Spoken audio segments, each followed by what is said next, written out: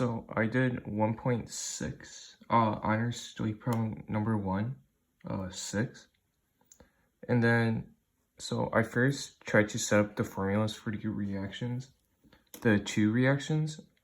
The first one being 2Fe plus O2 yields 2FeO. And then the second reaction right here. So I first decided to find the amount of O2 that the amount of moles of O2 reacted in this in this experiment. And I did this by subtracting the initial grams minus the remaining grams all over the molar mass of O2, and I got the moles of O2 that were reacted. And then now we need to find the moles of Fe that were reacted in each experiment. And since we don't know that, we can first use a variable to stand in for that. So I let x equal the moles of Fe in the first reaction, and then instead of using a different variable, I use the same variable, but just 1 minus x equals the moles of Fe in the second reaction, because in the problem, it just said the other parts of the moles of Fe were just reacting in the second reaction. So I first try to find the amount of moles in the amount of oxygen moles in the first reaction. So I did this by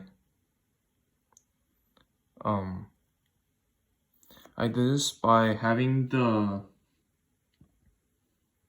20 grams of iron metal, and then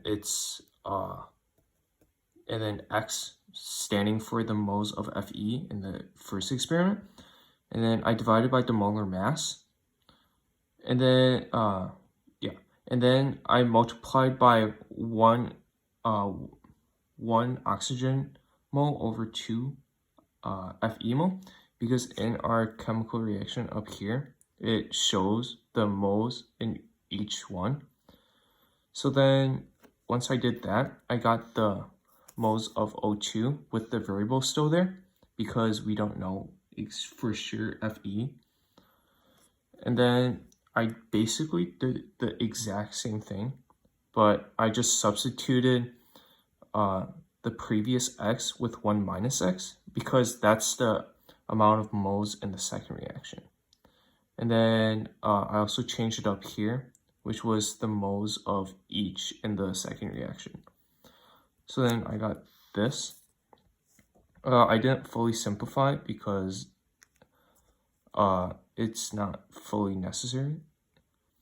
So then to calculate the moles of Fe, I just set the oxygen moles reacted in the first part that I did, and then minus the moles of oxygen in the two reactions separately.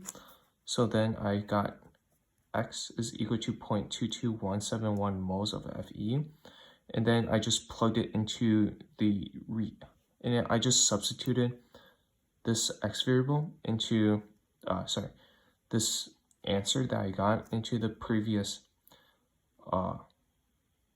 into basically x, and then I also multiplied by the moles of the first reaction and the latter reaction,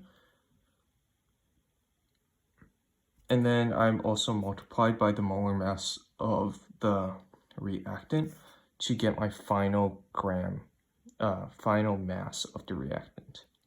And then I did the exact same thing for the second reaction, except again I just did 1 minus the moles, because that's the amount of moles in the second reaction, and then multiply by the moles of each part times again the molar mass, and then I got my final answer of Fe2O3 as well.